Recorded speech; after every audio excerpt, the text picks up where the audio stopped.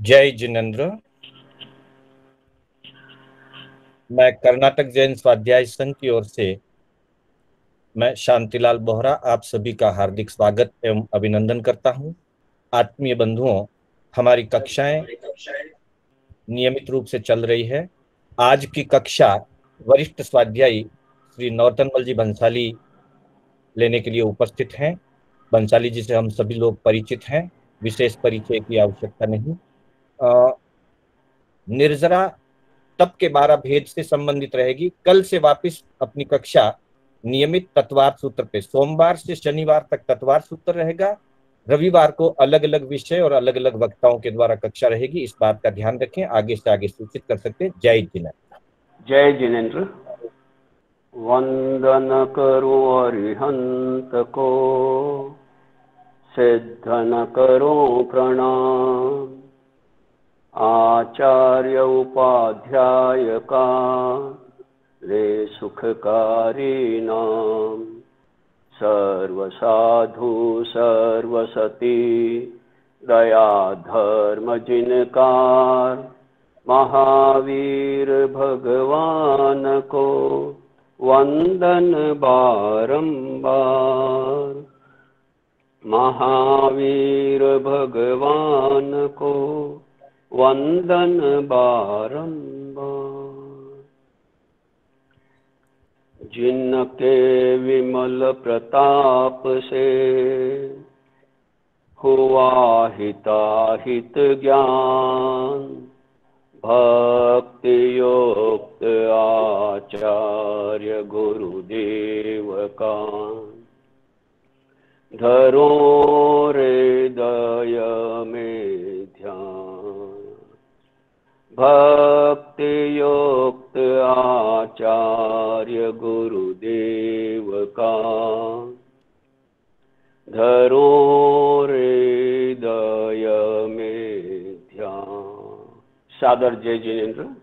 तत्व, जैसे तत्वार्थ सूत्र की क्लास में भी सूत्र आया था, सम्यक दर्शन ज्ञान चरित्राणि मोक्ष मार्ग तत्व श्रद्धानम सम्यक दर्शनम। तत्व पर श्रद्धा करना सम्यक दर्शन है। तत्व में श्रद्धा होना सम्यक दर्शन है। तत्व भावम तत्वम तत्वपना, अर्थात तत्व किसको कहना? प्रयोजनभूत वस्तु के स्वभाव को तत्व कहते हैं, अथवा जिसमें जो मूल गुण है उसको समझना तत्व है। वस्तु के जो भाव हैं वही तत्व है। बहुत सी अलग अलग इसकी व्याख्याएं हैं। भीतरी अवस्था को भी तत्व कहते हैं। आधारभूत स्वरूप को अथवा भाव को तत्व कहते हैं। पदार्थ का यथार्थ निर्णय होकर विवेक दृष्टि से उत्पन्न हो वह तत्व है, अर्थात अथवा निज स्वरूप में प्रतिष्ठित कराने में सहायक हो वह तत्व है। इस तरह तत्व 9 बतलाए हैं। भगवती सूत्र में निर्जरा तत्व का शतक 25 उद्देश्य के साथ में विस्तृत वर्णन आया हुआ है, और भी अनेक शास्त्रों में तत्वों का निरूपण हुआ है। यहाँ पर हम इन 9 तत्वों में निर्जरा तत्व जो है उसकी चर्चा आज करेंगे। तप, निर्जरा यानी आत्मा से कर्मों का अंशतः अलग होना, यह निर्जरा है। और उसके मुख्य 2 रूप हैं, एक बाह्य तप और दूसरा आभ्यंतर तप। बाह्य तप किसको कहेंगे? बाह्य तप का मतलब क्या? तो बाह्य तप उसको कहेंगे जिसके द्वारा शरीर कार्य, इसको हम एक उदाहरण से समझ लें। पहले पानी को गर्म करना है, हम सब जानते हैं, साधारण सी बात है। पानी को अगर बर्तन में लेकर गर्म करेंगे तो पहले बर्तन गर्म होता है और उसके बाद पानी गर्म होता है। एक दूसरी प्रक्रिया भी है पानी को गर्म करने की। इमर्शन हीटर के माध्यम से हम हीटर को सीधा पानी में रख देते हैं। पानी पहले गर्म होता है, बर्तन गर्म होना जरूरी नहीं। ठीक इसी तरह से जिस तप के माध्यम से औदारिक शरीर रूपी बर्तन पहले तपता है और उसके पश्चात कार्बन शरीर रूपी जो पानी तपता है, वह बाह्य तप है। पहले बर्तन तपा, इसी तरह से पहले औदारिक शरीर पर उसका प्रभाव पड़ेगा, वह कृश होगा, उसके बाद कार्बन शरीर कृश होंगे। और अभ्यंतर तप में जैसे पानी डायरेक्ट गर्म होता है, ठीक इसी तरह से जिस तप के माध्यम से औदारिक शरीर पर कोई विशेष प्रभाव नहीं पड़ता, सीधा कार्बन शरीर पर प्रभाव होता है, और उस तप के माध्यम से कार्बन वर्गना के पुद्गल बगैर औदारिक शरीर को तपाए आत्मा से अलग हो जाते हैं, उसको आभ्यंतर तप कहा। इस बाह्य तप के 6 भेद बतलाए हैं। 6 प्रकार का है बाह्य तप: अनशन, ऊनोद्री, भिक्षाचर्य, रस परित्याग, काया क्लेश, प्रतिशलीनता और प्रतिशलीनता। ये 6 प्रकार के बाह्य तप हैं। यहां पर थोड़ा क्रम के ऊपर हम चिंतन करेंगे कि सबसे पहले अनशन तप को क्यों रखा। ऊनोद्री तप हो सकता था, पहले थोड़ा थोड़ा आहार छोड़ें और बाद में पूरा आहार छोड़ने का प्रयास करें, लेकिन सबसे पहले अनशन तप को ही रखा। तो इसके पीछे मूल कारण, हम कोई भी क्रिया करते हैं तो क्रिया करने के पूर्व क्यों करते हैं, लक्ष्य क्या है, लक्ष्य का निर्धारण होना अति आवश्यक है। अगर लक्ष्य का निर्धारण नहीं होगा तो हमारी क्रिया सफल नहीं हो सकेगी, हमें अपना वांछित रिजल्ट नहीं मिलेगा। तो यहां पर तप क्यों करते हैं, इसके पीछे मूल कारण क्या है। वैसे तप भगवती उत्तराध्ययन सूत्र के 29वें अध्ययन में तप के बारे में परीक्षा की गई। भगवान तपस्या करने से जीव को क्या लाभ होता है। तवेनम भन्ते जीवे किम जनई, तवेनम ओदानेन जनई।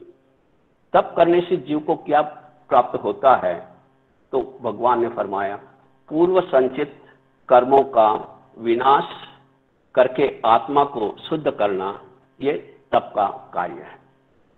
यहां पर 2 प्रथाएं और इसी आहार से संबंध में की गई है, एक आहार प्रत्याख्यान और एक भक्त प्रत्याख्यान। आगे इसकी चर्चा करेंगे। तो यहां पर तप से कर्मों की निजरा होती।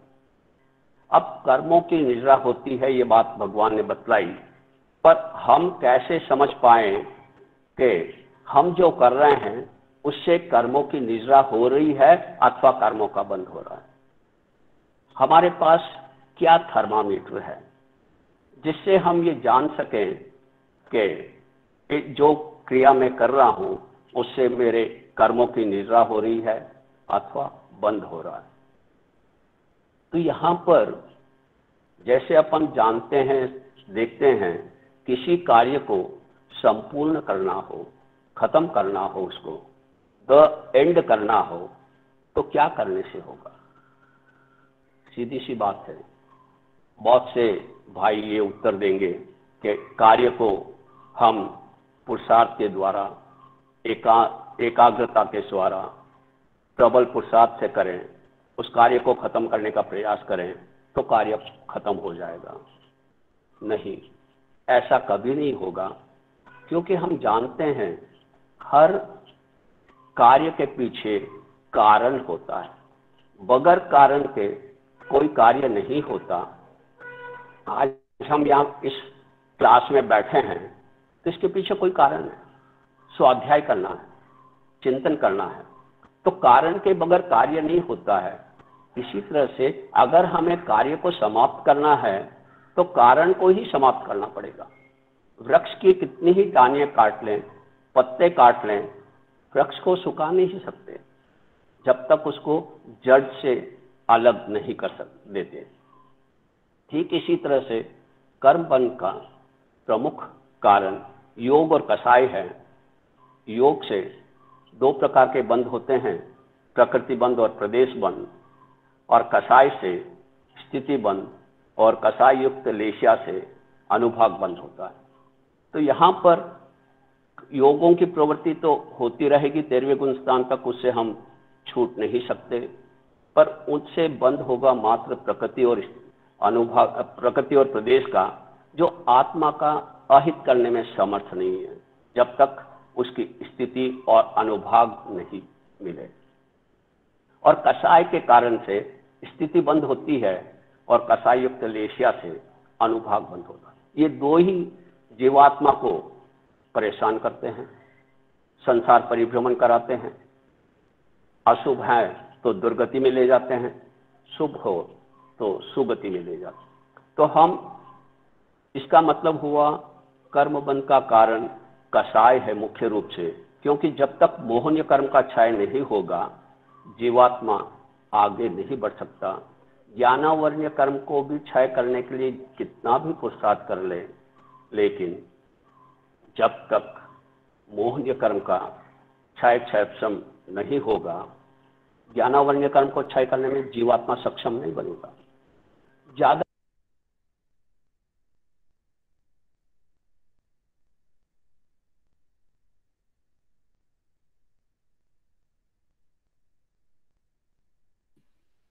नवरत्न जी, अंकल आपको किसी ने म्यूट कर दिया, आप अनम्यूट करिए अपने आप को प्लीज। और अभी जिसने नया ज्वाइन करा है प्लीज। हाँ, तो यहां पर मोहनीय कर्म प्रमुख प्रबल शत्रु है और हमारा एकमात्र लक्ष्य होना चाहिए इस मोहनीय कर्म को तोड़ना। कहा है जगन्य ज्ञान, उत्कृष्ट चारित्र और उत्कृष्ट दर्शन केवल ज्ञान को प्रकट करा देगा। ज्ञान सहयोगी है कषायों को बंद करने में। तो हमें मोहनीय कर्म को तोड़ना होगा और मोहनीय कर्म के चार जो प्रमुख हैं, क्रोध मान माया लोभ, चार शब्दों में कहें तो, शब्दों में कहें तो राग और द्वेष। तो यहां पर कषायों को बंद करना है। तो जो भी तप किया जा रहा है उसके पीछे मूल भावना है हमारे कषाय बंद हो, हमारे क्रोध मान माया लोभ घटे, हमारी आसक्ति टूटे, हमारी इच्छाएं सीमित हो।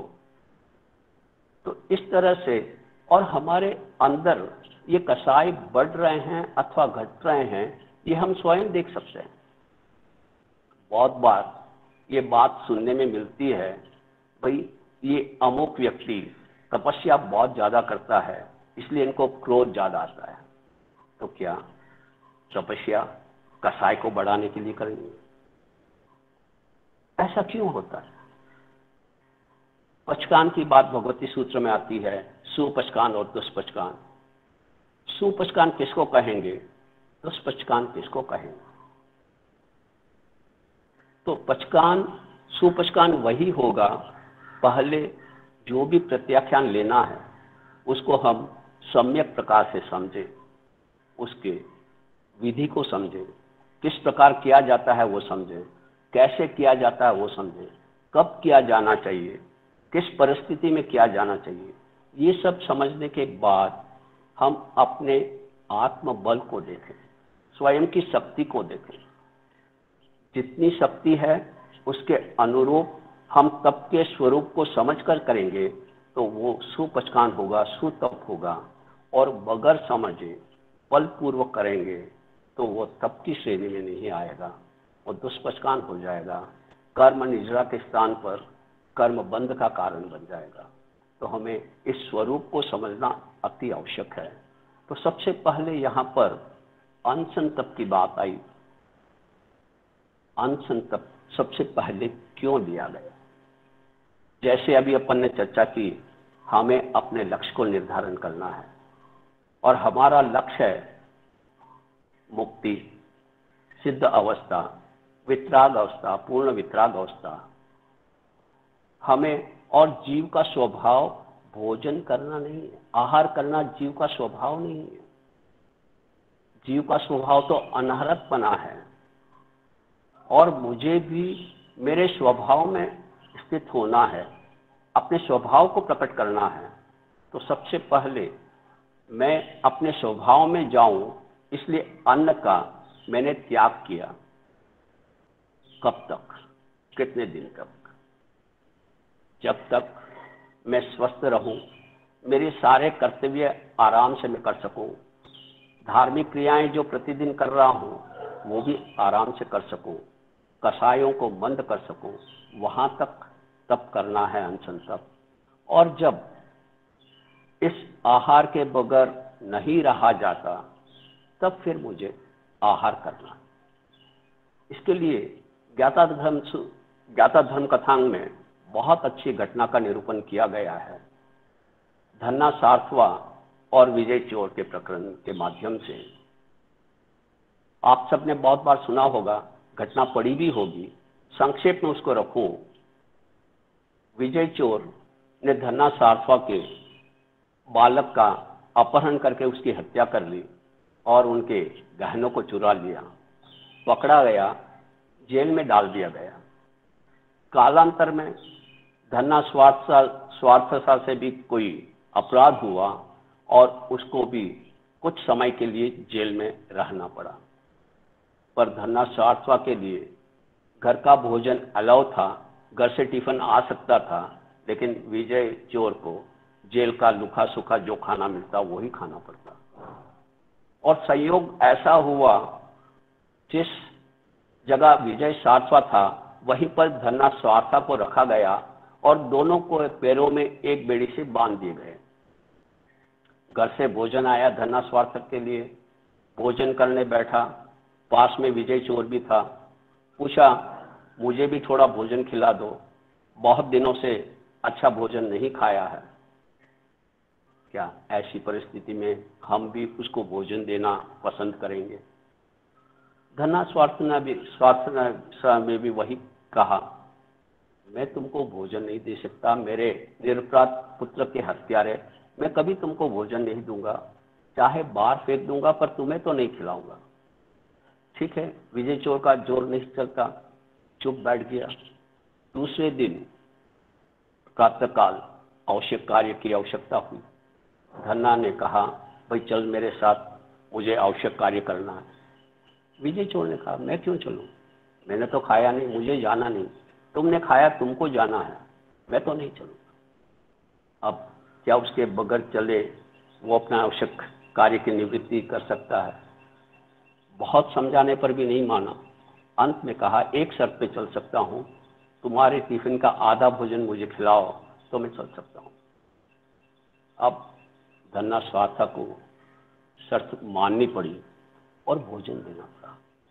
ठीक इसी तरह से हमारी आत्मा धन्ना स्वार्था है, विजय चोर ये शरीर है और बेड़ी कर्म है। इस शरीर रूपी चोर के साथ आत्मा रूपी धन्ना स्वार्था बन गया है।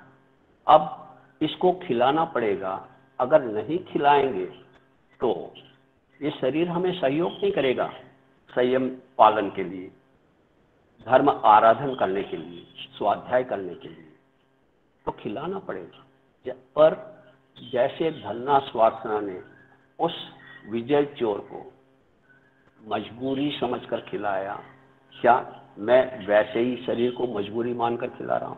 चिंतन करें। और फिर आहार का त्याग क्यों, किस लिए? हमें सबसे पहले आहार की आसक्ति को तोड़ना है। आहार के प्रति हमारे अंदर जो आसक्ति भाव है और वही आसक्ति कर्मबंध का कारण है, तो उस आसक्ति को तोड़ने के लिए आहार का त्याग करना है। यहाँ पर उत्तराधायन सूत्र के 29वें अध्ययन की 35वीं पृच्छा में पूछा गया, आहार पचकानेनम भन्ते जीवे किम जनई। आहार का त्याग करने से जीव को क्या लाभ होता है?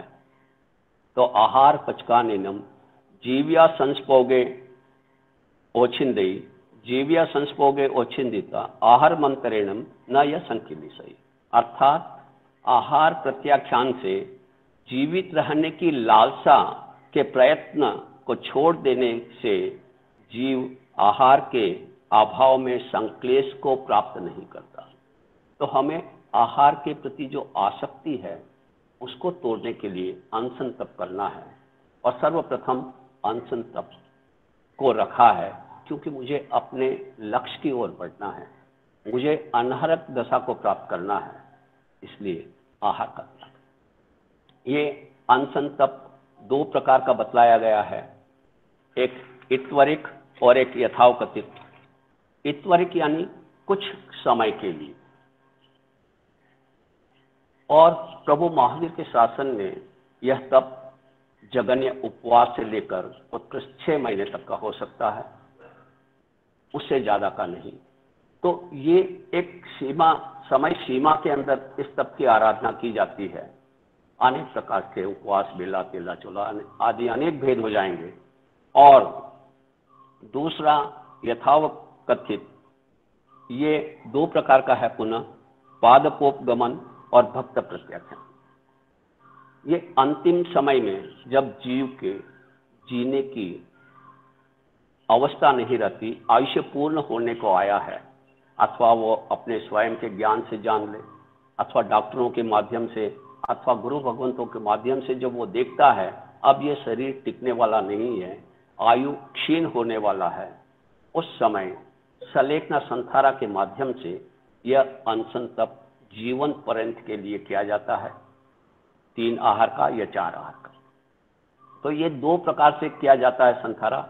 एक पादपोपगमन, इस प्रकार के संथारे में साधक किसी की भी सहायता की अपेक्षा नहीं करता, सहायता नहीं लेता, और न वो अपने शरीर की क्रिया करता है, हलन चलन नहीं करता। जैसे कटे हुए वृक्ष की तरह एक आसन जो भी उसने लिया है, सोते हुए, बैठते हुए, जो भी आसन उसने लिया, उसी आसन में जीवन पर्यंत तक रहता है, वो पादपोपगमन संथारा। और दूसरा भक्त प्रत्याख्यान, इसमें सेवा ली जा सकती है। तो इस प्रकार ये अनशन तप के स्वरूप को समझे। आज हमने इस तप में बहुत सी विकृतियां डाल दी हैं। हम तप करके बहुत से आडंबर करने लग गए हैं, दिखाने लग गए हैं, अहंकार करने लग गए हैं। ये तो वैसी बात हुई जैसे किसी को 300 किलोमीटर की यात्रा करनी है और वो 50 किलोमीटर की स्पीड से चल रहा है, बगैर रुके, बगैर थके, बगैर स्पीड को कम किए। तो अगर कैलकुलेशन करें तो 6 घंटे में वो अपने गंतव्य तक पहुंच जाएगा। पर हुआ क्या, वह चल तो रहा है, 50 किलोमीटर की स्पीड से भाग भी रहा है, पर विपरीत दिशा में। इससे क्या हुआ, उसकी मंजिल पास आई या दूर चली गई, डिस्टेंस डबल हो गया, मंजिल दूर हो गई। यही अगर हम सम्यक प्रकार से अनशन तप नहीं करेंगे, इसके मूल जो इसका भाव है उसको नहीं समझकर मात्र आहार का त्याग करने से मेरे कर्मों की निद्रा हो जाएगी, मेरे भाव सीमित हो जाएंगे, तो हम भूल भुलैया में हैं। हमें तप मात्र आहार की आसक्ति को तोड़ने के लिए, कषायों को मंद करने के लिए ही करना है, क्योंकि आसक्ति मोहनीय कर्म का कारण है, कर्म बंध का कारण। तो हम इस तप को सम्यक प्रकार से आचरण करें, किसी लक्ष्य को लेकर नहीं, किसी निमित्त को लेकर नहीं, मात्र एकमात्र निद्रा के लिए। और निद्रा का मतलब है कषायों की मंदता। जब कषाय संक्लेश घटेंगे तब विशुद्धि बढ़ेगी, और जैसे द्विस्थान का चतुर्थस्थान होगा या त्रिस्थान होगा तो संक्लेश एक स्थान या द्विस्थान होगा। उस समय जब त्रिस्थान की तरफ बढ़ेगा तो विशुद्धि में शुभ कर्मों का बंध होगा, क्योंकि जहाँ तक राग द्वेष है वहाँ तक कर्मों का बंध तो होगा, लेकिन शुभ कर्मों का बंध होगा, पुण्य का बंध होगा, और साथ में निर्जरा भी होगी। और अगर संक्लेश बढ़ रहा है और विशुद्धि घट रही है तो अशुभ कर्मों का बंध विशेष होगा और पाप कर्म का बंध होगा, पुण्य का बंध होगा। इसलिए हम सम्यक प्रकार से इस तप को समझें। और सबसे बड़ी बात, आज हमने मात्र अनशन को ही तप मान लिया है। जबकि भगवान ने तो 12 प्रकार के तप बताए। हाँ, अनशन भी एक है, 1 of 12। तो हम अनशन के साथ दूसरे तपों की ओर भी ध्यान दें और इन तपों के माध्यम से हम अपने कषायों को क्रश करने का प्रयास करें, अपने आसक्ति को तोड़ने का प्रयास करें, अपने मोहनीय कर्म को तोड़ने का प्रयास करें। तो अनशन के बाद दूसरा अवमोदरी का तप अर्थात ऊनोदरी।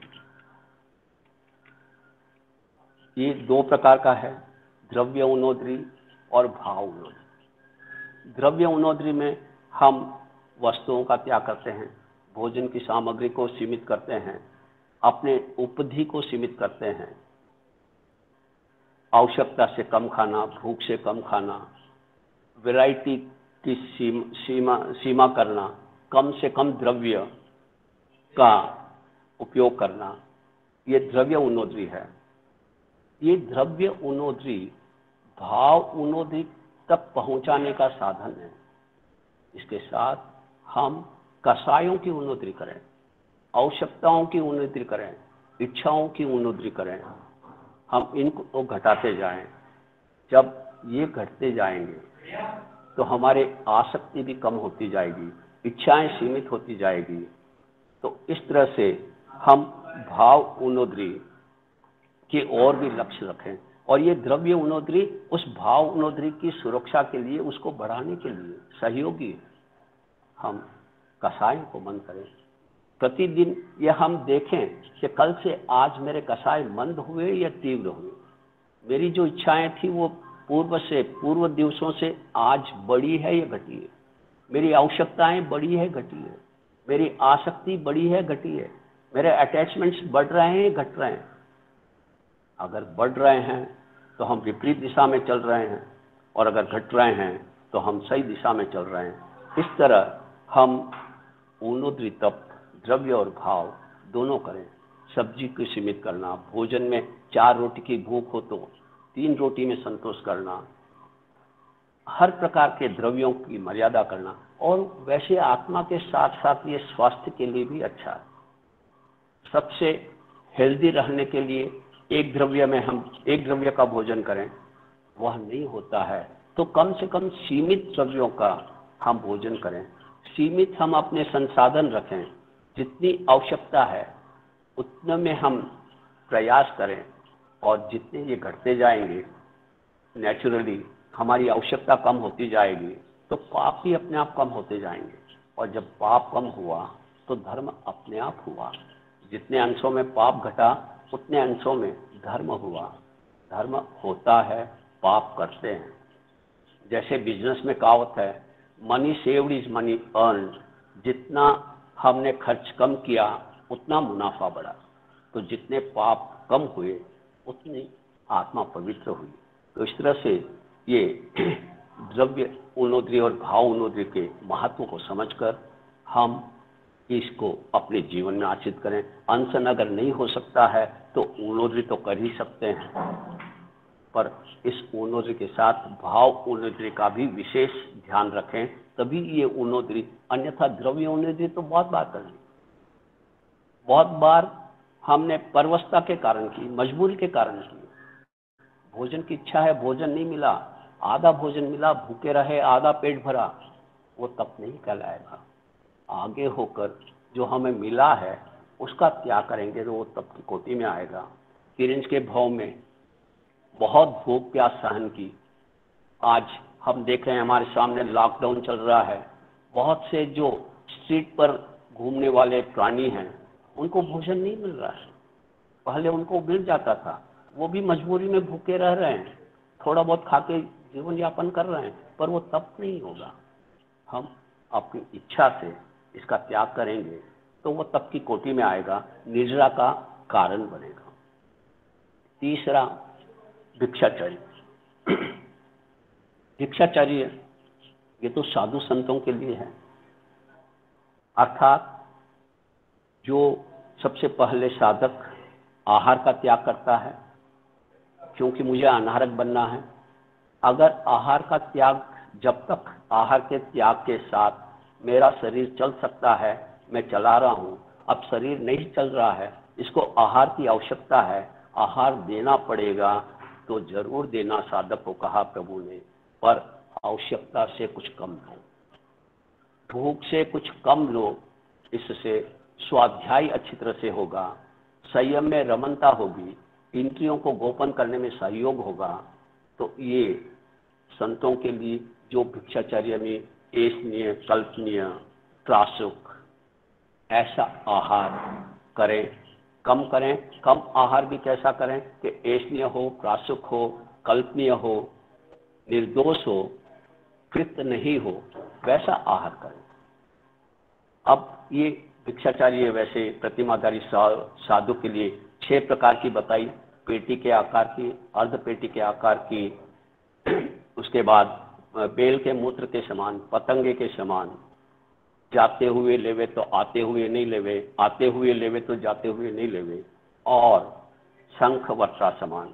ये 6 प्रकार की प्रतिमाधारी साधु के होती है। बाकी साधु इनमें से किसी भी प्रकार से भिक्षाचार्य कर सकता है, पर साधक 2 प्रकार के हैं, एक सर्वविरत और एक देश विरत।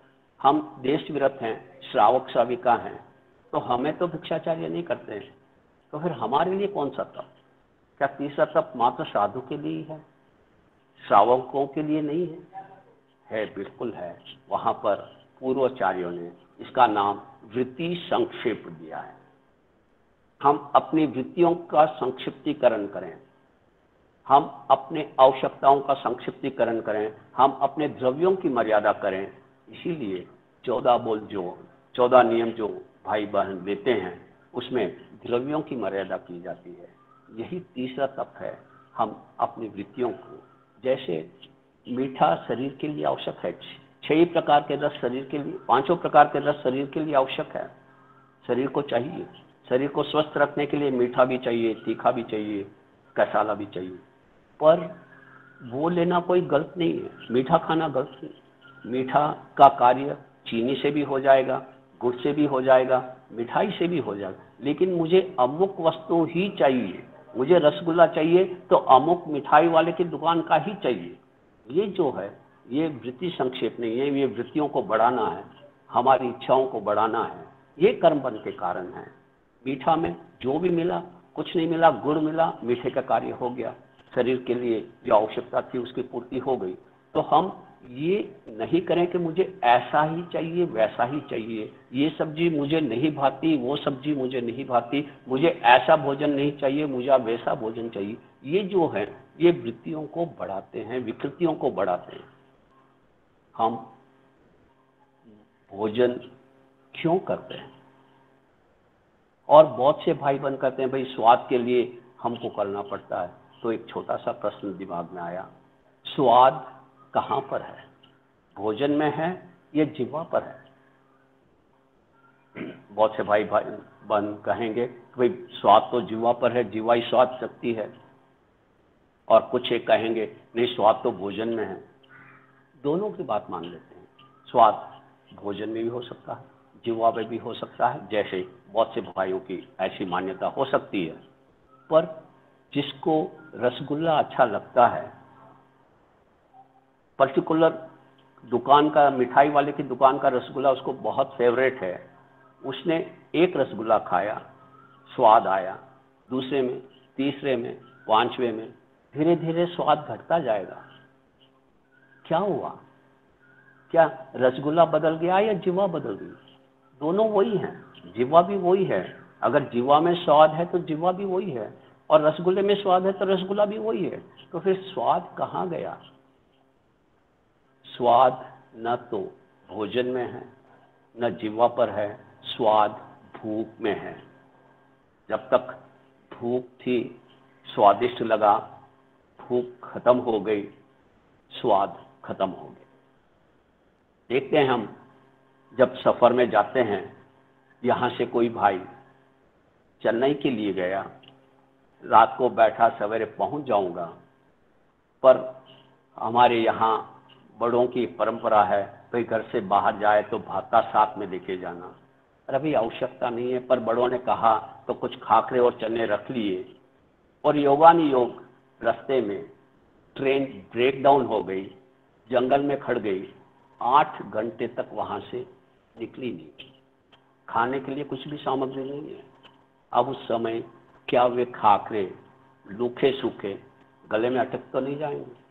वे चने गले के नीचे उतरेंगे या नहीं उतरेंगे? वो स्वाद लगते हैं कि नहीं लगते हैं? तो स्वाद भूख में है, इसीलिए कहा जब भूख लगे तभी भोजन करना, अन्यथा भोजन नहीं करना। हम आवश्यकता से कम लेवें और जब क्षुधा का उदय हो उस समय लें। वैसे 6 कारण भोजन के बतलाए। भोजन को देखने से, भोजन का चिंतन करने से ये हमारे शरीर में भी विकृति बढ़ाते हैं और आत्मा में भी विकृति बढ़ाते हैं। हम ऐसे समय में बचे। भोजन तभी करना है जब शरीर को आवश्यक हो, शरीर की आवश्यकता हो, जिसके बगैर शरीर चल नहीं सकता हो, साधना में सहयोग नहीं करता हो, तब हमें जरूर भोजन लेना है। आवश्यकता के अनुसार। हाँ, प्रतिकूल भोजन नहीं करें। ये जरूरी नहीं कि जैसा आया वैसा खा लें, नहीं, बिल्कुल। अगर हमारे शरीर के वो अनुकूल नहीं है तो वैसे भोजन को हमें छूना भी नहीं है, उसको छोड़ दें। लेकिन प्रतिकूल भोजन जो हमारे शरीर के प्रतिकूल है, अनुकूल है, उस भोजन को हम भोजन करें और वो भोजन करें, और वो भी आवश्यकता से कम और द्रव्यों की मर्यादा करते हुए। इसलिए कहा अगर भोजन के बगैर शरीर नहीं चलता तो सबसे पहले कहा अनशन तब कर, जब तक भोजन के बगैर शरीर चलता है तुम्हें भोजन करने की जरूरत नहीं। ऐ साधक, तुम भोजन से निवृत्त हो जाओ, इससे तुम्हारा बहुत सा समय बचेगा जो तुम दूसरे कार्यों में, आत्म साधना के कार्यों में कर सकोगे। और जब लगता है भोजन के बगैर कार्य नहीं चलेगा, ये शरीर नहीं टिकेगा, तब जरूर भोजन करें, पर आवश्यकता से कम। इसीलिए दूसरा भेद कहा ऊनोद्री, अवमोद्री, आवश्यकता से कम। और तीसरा फिर कहा आवश्यकता से कम भी कैसा भोजन, जो सहज में मिल गया। संत हैं तो भिक्षाचर्य के माध्यम से, ग्रस्त हैं तो जो सहज में बन गया वो भोजन हम सीमित मात्रा में करें। और उसके बाद प्रतिशलीनता तक, रस परित्याग, रस परित्याग तक, खाते हुए भी, कम खाते हुए जो सात्विक है, अनुकूल है, मिला है, उसमें भी स्वाद लेकर नहीं खाना है। रस परित्याग। स्वाद, 5 इंद्रियों में रसना इंद्रिय को जीतना बहुत कठिन कहा महापुरुषों ने। 5 इंद्रियों में इस इंद्रिय को जीतना बहुत कठिन है। ये 2 कार्य करती है, खा करके भी बिगाड़ती है और बोल करके भी बिगाड़ती है। लेकिन इसका सही उपयोग किया जाए तो इस खा करके भी बात को बनाती है और खा करके भी शरीर को पुष्ट करती है। तो हम स्वाद का त्याग करें। इसीलिए हमारे यहाँ पर आइंबिल तप आराधना चलती है। ये रस परित्याग, रस को त्यागने के लिए।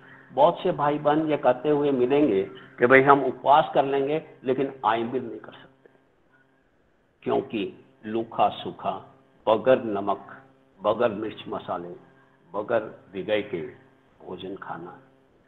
पर यहाँ पर साधक यही सोचे कि मुझे तो इस पेट को भाड़ा चुकाना है, इस क्षुधा वेदना को शांत करना है। वो सरस भोजन से भी हो जाएगा और नीरस भोजन से भी होगा। सरस भोजन तो उल्टा इंद्रियों को ज्यादा पुष्ट करेगा तो साधना में बाधक बनेगा।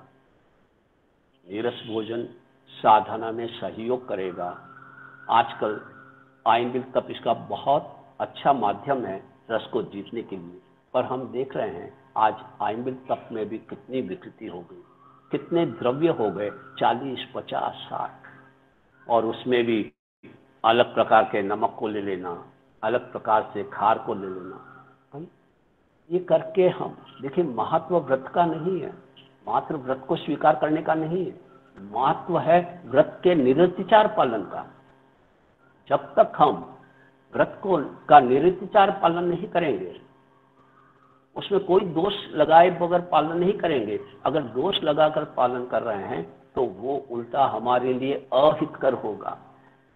जो भी करें सही करें, शुद्ध करें, समझकर करें।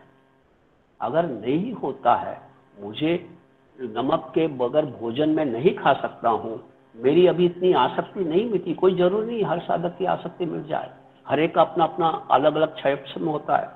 कोई मांस खमन कर लेता है, कोई उपवास भी उसको बहुत मुश्किल से होता है, हो सकता है। हर एक के अंतराय कर्म अलग अलग हैं। पर इसका ये मतलब नहीं कि हम विकृति पैदा करें। अगर मुझसे आइंबिल नहीं होता है तो मैं आइंबिल नहीं करूंगा, मैं विकृति का विगय रहित भोजन कर लूं। तो हम जो भी करें उसको सही रूप में करें। अगर आइंबिल बगैर नमक के नहीं खा सकता हूं तो मैं विकृति विगय रहित भोजन कर लूं।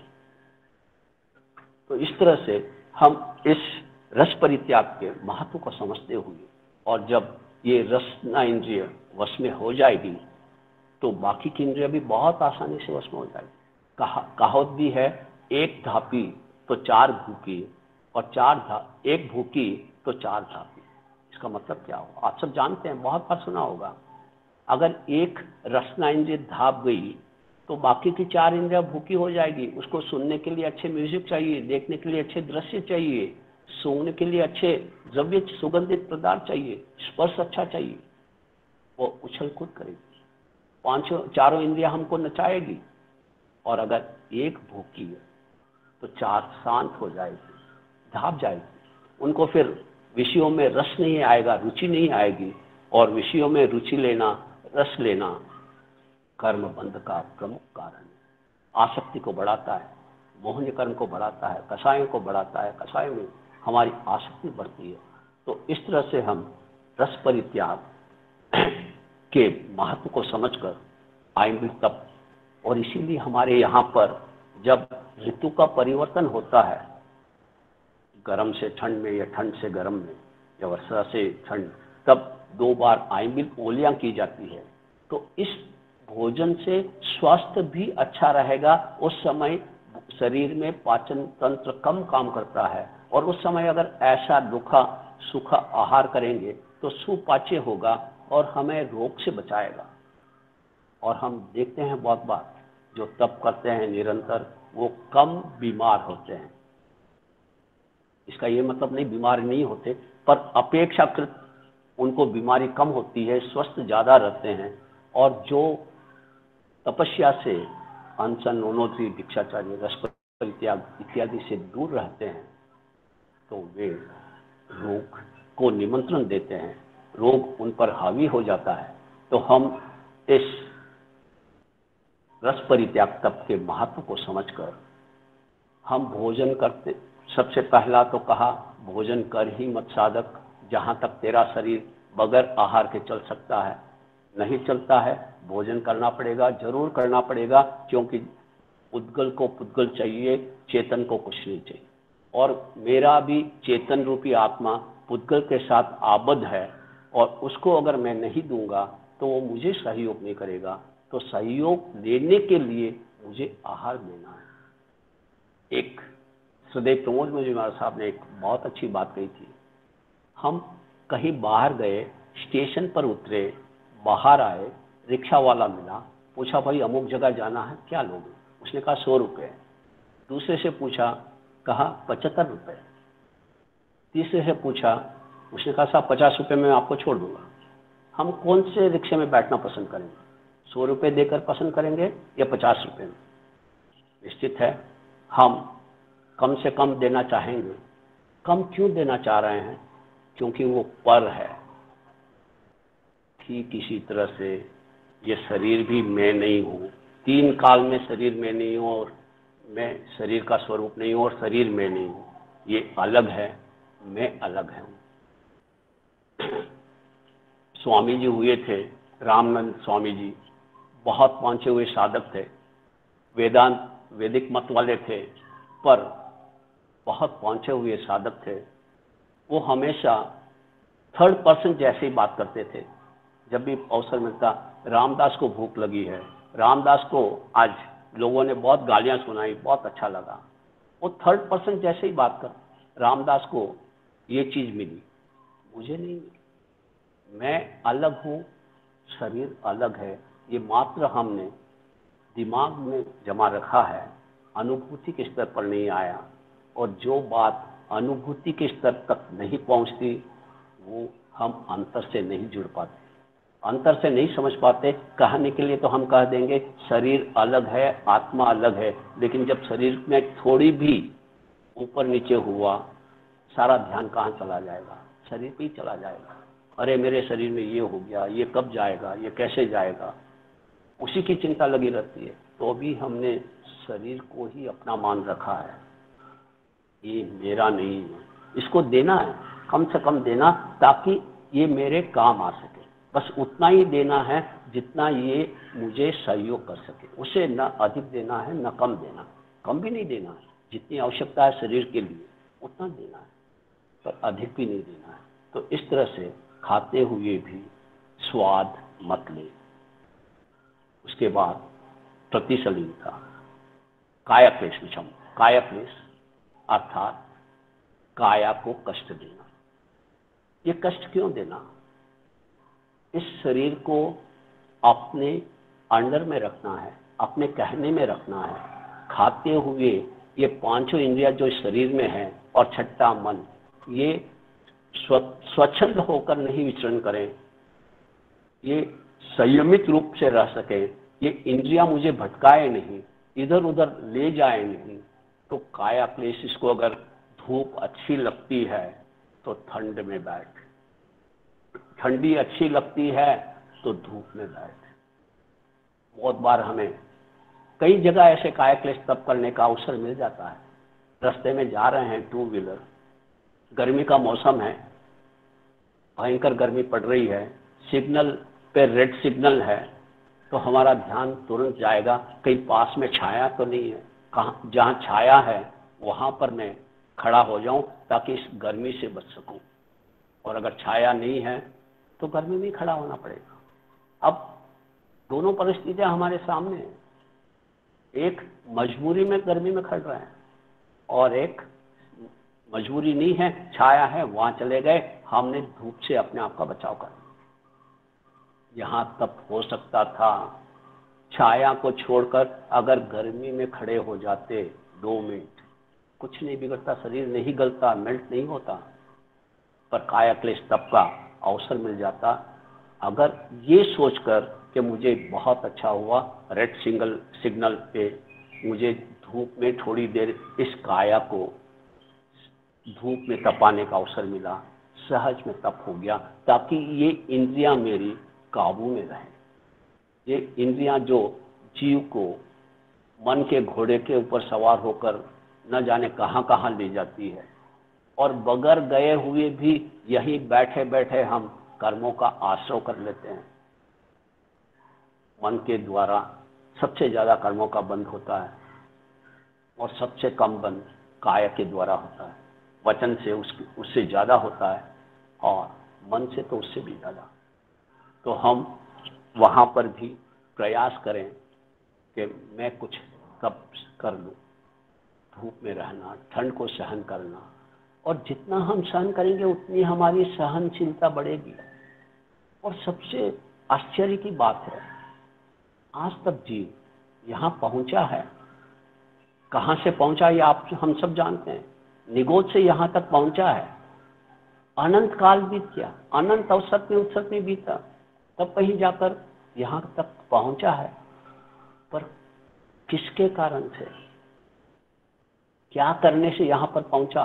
निगोद में अनंत अनंत जीव है, एक सुई के अग्रभाग पर आवे उसमें अनंत जीव हैं, उसमें से मेरा नंबर ही क्यों लगा? क्या वहां पर लॉटरी सिस्टम थी या बाई चांस से आ गया? नहीं, जिसने सहन किया दूसरों की अपेक्षा थोड़ा ज्यादा, एकमात्र हमारे पास शस्त्र था, अस्त्र था बाहर आने का, सहनशीलता का।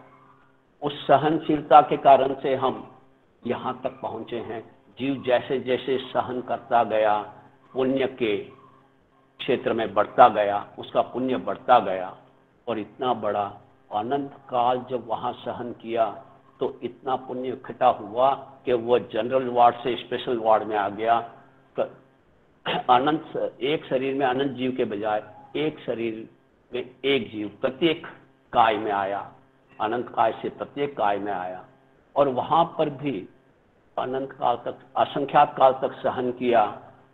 और जैसे जैसे सहनशीलता बढ़ती गई, आगे आगे विकास होता गया और यहाँ तक पहुंच पाए।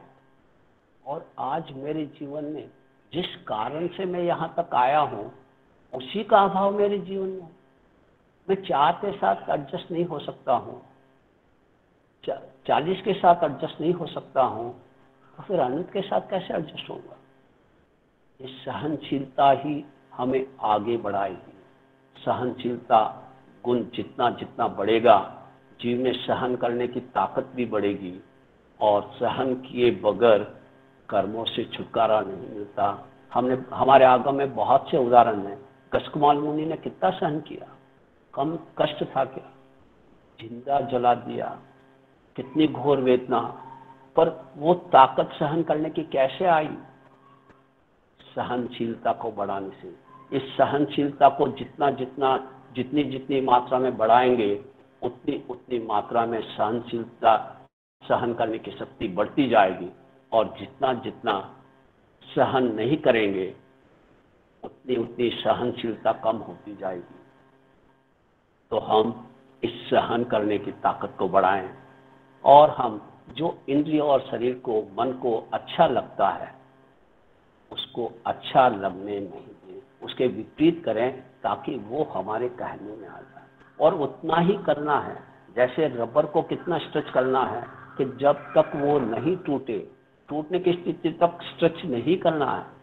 हो सकता है कोई बंधु 2 मिनट से ज्यादा गर्मी सहन नहीं कर सके, हो सकता है, हर एक का अपना अपना क्षण है, तो जरूर नहीं वो 5 मिनट तक गर्मी में खड़ा रहे और फिर बीमार पड़ जाए।